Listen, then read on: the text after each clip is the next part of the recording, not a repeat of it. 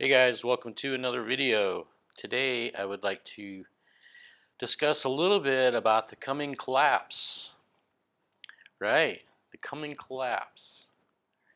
The coming collapse. You see this everywhere, the coming collapse. Only it's not exactly what you think it is. This is my take on the coming collapse.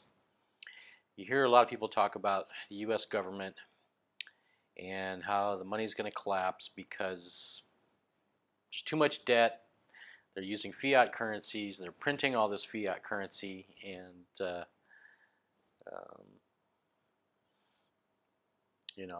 the actual currency isn't of any value. And so that's why you have things like Bitcoin that are of value, and gold that's supposedly of value. And I'll give you a little bit of background, kind of on me. And I have hinted at this or talked about this a little bit in some of my other videos, but you know, there's a point where I'm a bit contrarian. If everybody is swimming one direction, and it gets to be a critical mass swimming that direction, I'm going the other way. Um, and so I've talked about how I think gold is I don't know about a scam, but I think it is. And I did a little bit more research on that, and there's this thing, with the International Monetary Fund. It's called the SDR. It's called Special Drawing Rights. This is not a new currency, as some would have you believe. It's not a world currency, as some would have you believe. Um, what it is, the SDR was created by the IMF as a way to create liquidity to help member countries with settling payment transactions in alternate currencies. So you have all these member countries that are part of this IMF, and they say, okay, well, we have all these different currencies. How are we going to trade with one another and settle big bills? Like, every month there are big settlements that have to happen. If you're buying oil from this country and that country, and they're importing steel from your country, or you're exporting this or that, you know. So they created this SDR. It's not even a currency, it's an asset. And what they did is, and I'm not an expert on it, but I read enough about this that essentially the countries have to put currency in, some kind of currency, fiat currency into the system, and some sort of capital. Well, what a lot of countries did is they put some fiat currency in, but they also put in a lot of gold. Okay, so it's sort of like creating a bank account at the IMF is what has happened here. And the IMF has its own internal currency that acts as a swap between all of these other currencies. Okay, so as to make your deposit into your bank, if you're in the U.S., you put some dollars in that IMF bank. But they want more than just currency. They want a lot of however much liquidity is needed. They need quite a bit. And a lot of countries don't want to put a ton of currency in the IMF, their bank account. Why would you? All you're getting in return is this special drawing right. Okay, so what a lot of countries have done is they put gold to the IMF. They gave the IMF a bunch of their gold. They said, "Here, we're tired of." I just think about it. I'm tired of hauling this around. I have to pay security guards to guard it. I have to, um, I can't spend this. Gold is just it's a pain. It's an asset. It's a big pain in the butt. But they give the IMF all this gold, right? And then some currency, and then they're issued SDRs, and then they use the SDRs and/or currencies to help settle transactions with other countries. Well, a few years ago, the IMF decided, well, we don't want this gold either. So they sold all this gold, and they had an off-market sale and an on-market sale, two types. They first did the on-market sale, and I'm sorry, the off-market sale. So this is kind of the quiet behind-the-scenes sale. And they had 3 sales. Um, the Bank of India, the Bank of Mauritius land. I'm not saying that right, but it's a small country. And then finally, the Bank of Sri Lanka.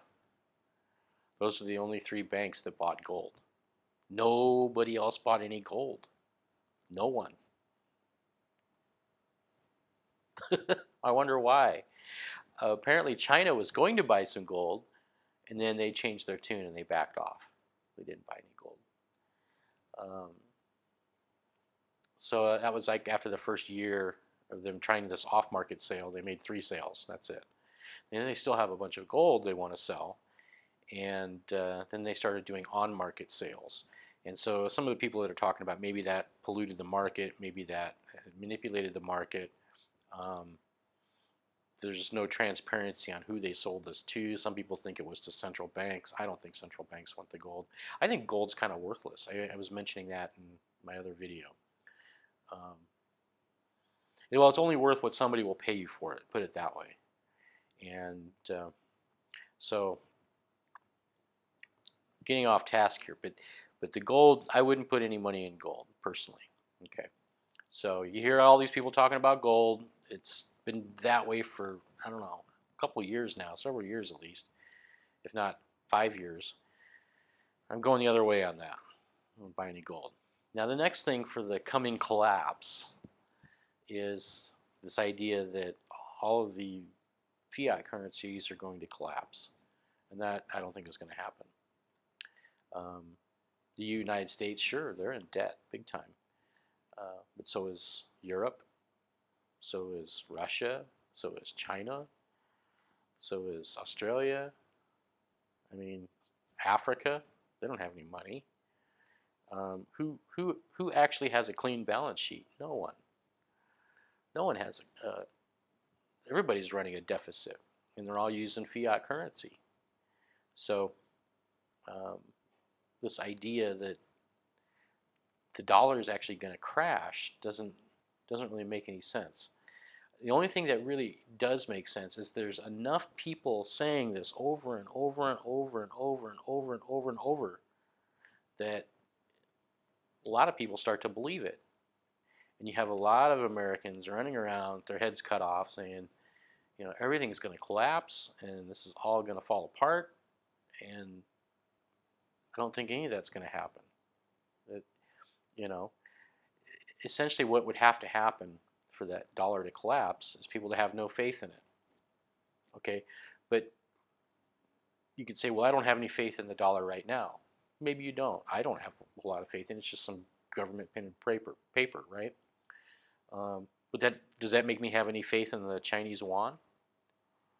What about the Indonesian rupiah? What about the Malaysian ringgit?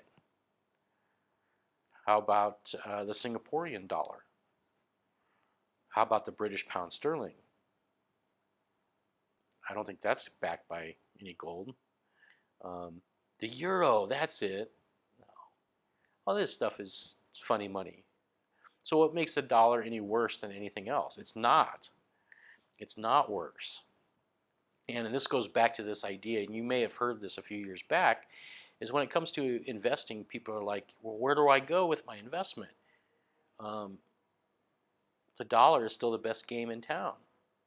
America is still the best game in town. It's still the biggest economy.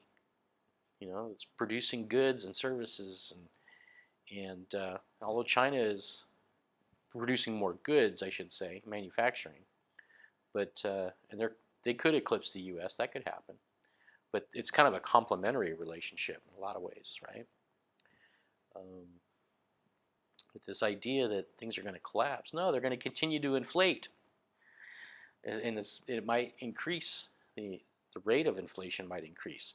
So the $20 trillion debt in tomorrow's dollars might be, you know, and when I say tomorrow, I'm meaning in the future, in 5 years, that might be equivalent to, you know, lop off 3 or 4 trillion in today's dollars. They'll keep inflating it, and unfortunately, the people pay for that, but and there will be higher taxes and that sort of thing. But it's the same with everywhere all around the world. It's the same thing.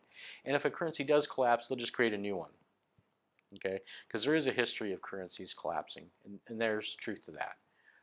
And if currencies do collapse, then they create a new one, and you exchange your old dollars for new dollars or whatever it's called, the Amero. I've heard of that before, or who knows what it'll be.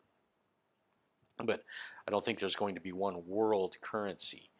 And this idea that the dollar being a reserve currency, I'm not sure that that's a benefit anymore either. Um, you do have different countries trading like oil in different currencies. I don't think China and Russia have some kind of agreement. You had Iran trading for oil using gold. Other countries are doing other things. So this idea that there's something special about the dollar, I'm not sure that makes any difference today, really. It's like all the currencies are kind of like on an equal footing in most respects. Although you go back to the SDR, okay, that SDR is made up of, I think, 5 currencies. And 40%, when they derive the value of what an SDR is, 40% of its value comes from, or 40 something percent, comes from the US dollar. The British pound sterling is in there, the euro is in there. They added the Chinese yuan, and then there's another currency in there. I'm not sure what it is off the top of my head. At any rate, so when it comes to the SDR, there's still some dollar influence in the pricing of an SDR, but I'm not sure that this is a big deal. Now, the collapse that I'm talking about is the crypto space. You've been seeing a decline in the price of Bitcoin and some uncertainty with China pulling out, and at least the exchanges. I don't know if the miners will pull out or not. That's something to keep an eye on. But here's the other part of what I think is going to collapse. Now, you've got a November split, and it sounds like this is still going to happen, where you had Bitcoin running along, okay? And some people there decided we're going to put SegWit 1x on Bitcoin. And a lot of people didn't like that, but most of the people did, but some people didn't like that. They didn't want SegWit, segregated witness. That's what that stands for. It's like taking stuff that would be in the transaction and taking it out of the transaction and putting it somewhere else to make room for more more transactions in a block.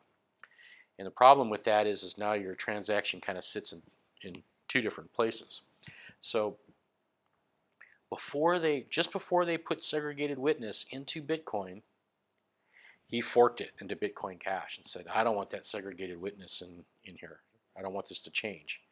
So that was a fork away, and that's why you have Bitcoin Cash, which is very much like the original Bitcoin. It just has an increased block size. They just made the block bigger, okay? So you can put more transactions in it. So you have Bitcoin, some people saying now it's going along with segregated witness 1.0, and you could say that some people hijacked that Bitcoin because they have the name, and Bitcoin is in the infrastructure of all this stuff that's out there, right? Not Bitcoin Cash, that's coming along, but Bitcoin still has the structure, all the structure that's out there. Well, what's coming up now is they had originally agreed to do 2 things, to do the segregated witness first part and then increase the block size to 2 megabytes. So they were going to do 2 things to this they had originally agreed to. Well, they did the first one, and now a lot of people are pulling back saying, we don't want to do the second one. So there's a group of people who are saying, oh yes, we are going to do the second part of this. So they're going to fork off and add the 1 or 2 megabyte block size, increase the block size, and I don't know what they'll call it. It could be Bitcoin 2x. Who knows? I don't know what it's called yet. So you end up with 3 Bitcoins, okay? Now, which one is most like the original? Bitcoin Cash. So you'll have the kind of the original Bitcoin Cash with an 8 megabyte block size. You'll have regular Bitcoin, which will be segregated witness, and then you'll have, but only 1 megabyte block sizes. And then you'll have Bitcoin SegWit 2, which will be segregated witness and a 2 megabyte block size. So you'll have three Bitcoins. And so what happens here is, and this is, I forget the date, but sometime coming up in November. What happens is once they do this, there's some fear of what's called a replay attacks on the regular Bitcoin node. When they create the second one, if a transaction is processed on one, they could take and try and process the same transaction on the other chain. You have two different chains, and steal funds that way is what people are worried about. Now, when the first Bitcoin Cash hard fork happened, Roger Ver and his team, they were pretty careful they put replay protection into the code to stop that from happening. So it was a nice, clean, easy deal. I shouldn't say easy because they really went through and dotted all their I's, crossed all their T's. They did all the hard stuff. And they made sure that replays couldn't happen and that everything was going to be safe on both chains. Now what happened was you had some miners go and try and mine Bitcoin Cash and then realized that this isn't profitable, and they went back to Bitcoin. You had Bitcoin slow way down, right? And well, it was slow before, but it's still slowed way down. People didn't know what to do with their money. A lot of people were scared. They were scared out of Bitcoin. Those that stayed in, which were a minority, they got free Bitcoin Cash, right? At any rate, it was a fairly straightforward type of experience. And then what was it, a week or 2 weeks later, they got the code in for segregated witness and all the signaling and all the miners and turned that on, made that live. And then things kind of sped up and the fees went down for Bitcoin, and it was kind of okay then, you know, as it is today. It's sort of just okay. Well, come November, what do you think is going to happen? You've got a lot of people that saw what happened with the first one. They'll think, oh, this is no big deal. Forking a chain is easy. There's no risk. You know, why were we all worried and scared? So you're going to have a lot of people push into Bitcoin. And I think it will raise the price back up. And why? Because they're going to want their free coin, their free new altcoin, or whatever. I shouldn't call it an altcoin, but the Bitcoin 2x coin, whatever that's called. So you're going to have an amazing amount of people that are going to go push into Bitcoin and bid the price up in the coming weeks, because they're going to want our free coins, right? This is what happened back in, you know, August 1st. So there'll be a huge number of people that were scared out of the last one. They're going to come in, and they're going to want their free money, so to speak. Well, when it pushes that price up, get out. That's what I'm telling you right now. Get out of Bitcoin. You can put your money in a Tether. I should go into that a little bit. Tethers are a little bit risky. Short term, you're probably okay on a Tether. Long term, I don't like it. A Tether is supposed to be tethered to the value of like a US dollar Tether. But I don't believe there's really any liquidity. So if an exchange actually went bankrupt, your Tether is worthless, right? Because I don't think they're actually keeping dollars on hand to match all of those Tethers. And they don't allow the price of the Tether to go up or down. So Tethers are a little scary. But I would get out of Bitcoin. And the reason is this. Again, you have a ton of people that push the price up, and it's sort of like a stock split. When the stock splits, usually then the prices fall back down, or it's some of the value will go from one Bitcoin to the Bitcoin 2x coin, and you'll be looking at both coins, and whatever the value was before that, it will sort of be split between two coins, if you will. So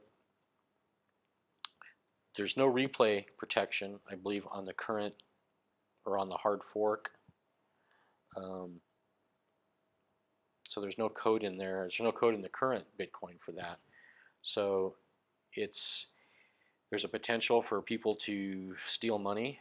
And here's the big one. Here's the big reason. The miners are going to test one network and the other network, and then they'll test Bitcoin Cash, and they're going to mine on whoever's the most profitable network. You know, there has to be a lot of transactions, and there has to be, you know, enough profit for them to make money on it, right? Well, I've seen some articles about this where some of the developers have said that if Bitcoin, the current Bitcoin, if it was not a majority coin, let's say some other coin like Bitcoin Cash was the majority coin, that the dynamics are such that it would actually cease to be viable. The only reason it's viable right now is because it started from a place where it had, you know, 80-some, 90-some% of the hashing power assigned to it. And it's because the infrastructure's been built around it.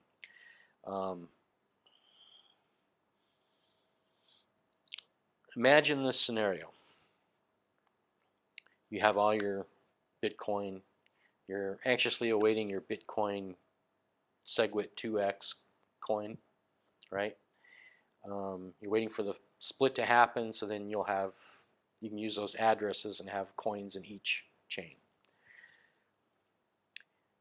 And then the miners decide, we're not making any money on Bitcoin. We're going to try Bitcoin SegWit 2x. And they may try that, and then they may try Bitcoin Cash. But in either case, the Bitcoin mining pool is going to be split.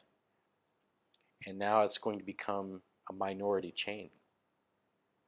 It will become a minority chain, and the newly created one will be a minority chain, and you'll have Bitcoin Cash as a minority chain as well. So you'll have 3 chains fighting for dominance, and where will the miners go? It's up to them to decide what, and let's say they shift away from Bitcoin and they go mine Bitcoin Cash. Well, the price is going to start dropping on Bitcoin, right?